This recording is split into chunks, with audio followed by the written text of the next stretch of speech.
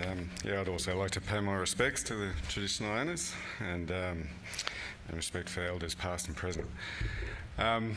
It's funny being the last person of the day. You're probably all bored as hell by now.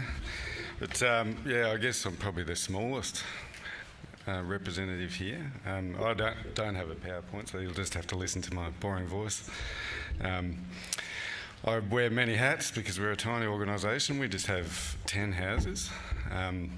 And Twofold started in 1979, but for the last 30 years have been essentially a housing provider and a provider of aged and disability care. It also had various employment things through CDEP, and that of course stopped in the mid-2000s. And that's when things really sort of started to turn downhill. There wasn't much employment opportunities, and the organisation really started to struggle. When I came along 4.5 years ago, there'd been a big change in the board, and the board were under no illusion that they really had to change things or the organisation would just not continue, really. The aged and disability care was moving to the Commonwealth, so a lot more compliance. We needed to go through PARs. And so we had a look at it and thought, well, look, what are the opportunities here? And really, the big thing was let's get our house in order. Let's actually have some policies and procedures and contracts for workers and job descriptions and all that sort of thing. And let's look at the opportunities for how we can diversify and find some new employment opportunities for people without something like CDEP being there. And so one of the obvious ones for us was, so we went through all that process, went and got through PARs, and we got our compliance up to scratch with all the care programs. But right from the outset, I come from a construction background myself. I was, in terms of housing, I was working for Tangendura Council in Alice Springs for a while, and they look after all the town camps in Alice Springs. And I also worked for a place called Alparulam, which is a 400-person community about 700 kilometres from Alice Springs, as a housing manager. So coming down to the south coast was very different in many ways, but it was also the sense of remoteness was actually quite similar. It's quite interesting. I just didn't expect that at all, I guess. Because for me, it felt like I'm moving closer to everything. But you can sometimes in an outer regional place, you can feel, like you're really far away from everything, especially being a tiny organisation.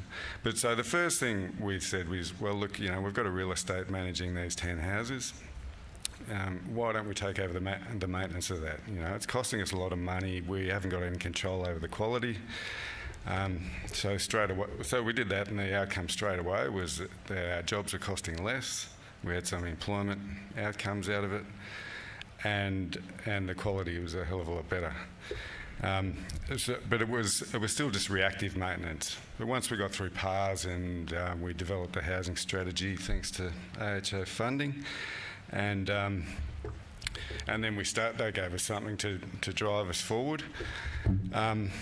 And so our rent levels ended up going up, and it was easier than we thought to implement that, but they're at a cost rent model now, and so we did actually have a planned maintenance budget. So we could actually start to consider that stuff, but while this was all going on, we also the construction crew were going really well, and we ended up subcontracting to a Sydney company that had won a contract to do some upgrades to Housing New South Wales houses in the Shire. And it was a bit of a pain in the arse at first that they were really quite incompetent, but it worked out well for us because they ended up handing us their whole contract. So we did 13 full bathroom renovations and 4 renovations of units. And that all went really, really well. So at the same time, we'd been talking with the AHO about our backlog program, and they were quite, they just said, look, we can't let a housing provider do the maintenance on their own houses.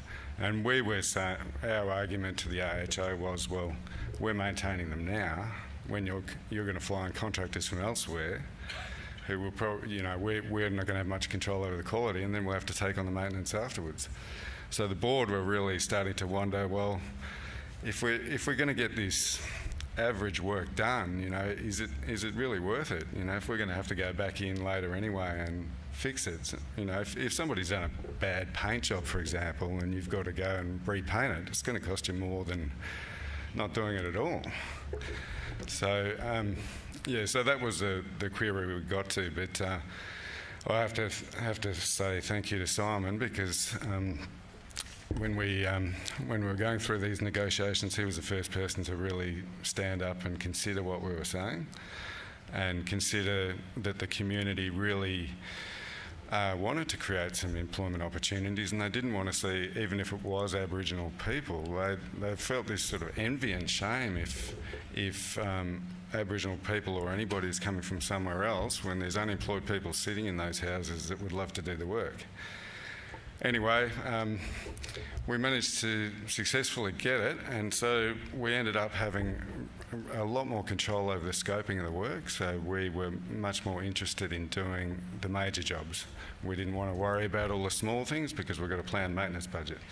So, and there was less costs associated with it in terms of managing it from the Land and Housing Corporation side as well, so we actually got more money to spend on each house. And our houses were also, our tenants really look after them, but they just hadn't had a lot of maintenance for many, many years. So it was great for us to be doing this stuff in the houses, and when we came across problems, we would use our responsive maintenance budget to fix them. And, in particular, I don't know why, but plumbing was the worst thing out of everything. Every wall we pulled out, the plumbing was all wrong, or stormwater pipes were just busted under a concrete slab under the house and things like that.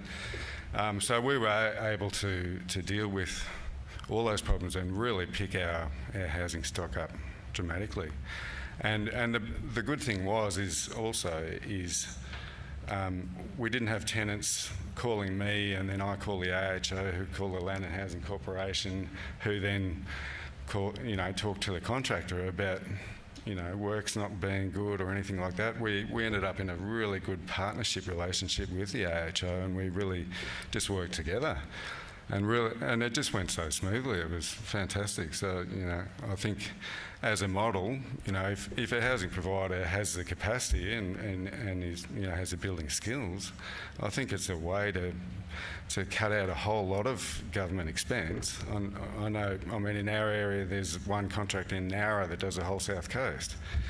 Now, we end up always with a lot of Housing New South Wales stock sitting there vacant, even though we've got a huge homelessness problem.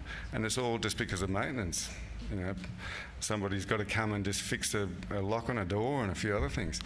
But they don't come because it's part of this big contract. And so we're currently sort of annoying the government now about, well, you think you're saving money having this one contract, but in reality, you've got all these people, talking around in circles, and when you could have a small contract with us, and we'll look after all the maintenance in the Shire, the government assets, and you'll meet your Aboriginal employment objectives and create employment in a really low socioeconomic area, and give us pride in our work.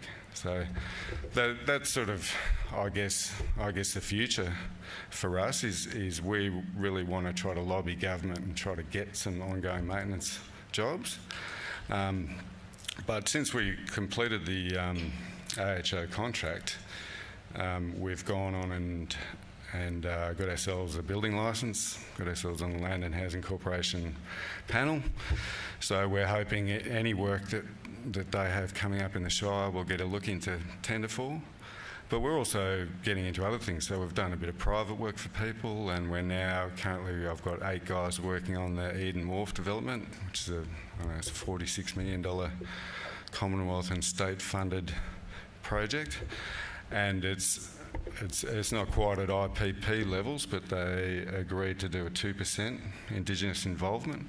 The current state requirement is 1.5%, but we were able to negotiate with the government about what went in the tender. So we managed to squeeze them up to 2% and managed to say it had to be local. So, and we're the only construction company in the area, so it was great. So this project's going to go on for the next year and a half. There's 2 separate contracts, so there's a bit of a break. But yeah, we're really what we want to do is try to get some bread and butter like maintenance work that means we can employ people ongoing rather than just having casuals that we've got to start and stop. And, you know, these bigger jobs like the wharf, or, you know, soon there's going to be a redevelopment of Merimbula Airport Terminal. We'll definitely have a go for that. Any refurbs or anything that come up, we'll definitely have a go for that too. But they're more of the cream on the top, which, if we can make that business profitable, that then helps us prop up our less profitable things like housing and certainly our aged and disability care programs that really are completely the opposite of profitable. But, you know, the board realises that, you know, if we didn't do those programs, well, nobody would in a remote area. So, yeah, that's essentially where we're at. We're looking at a good future. We'd love to get a bit of support from government to build our capacity, but, you know, we're still growing slowly without that. So, anyway, that's it. Thank you.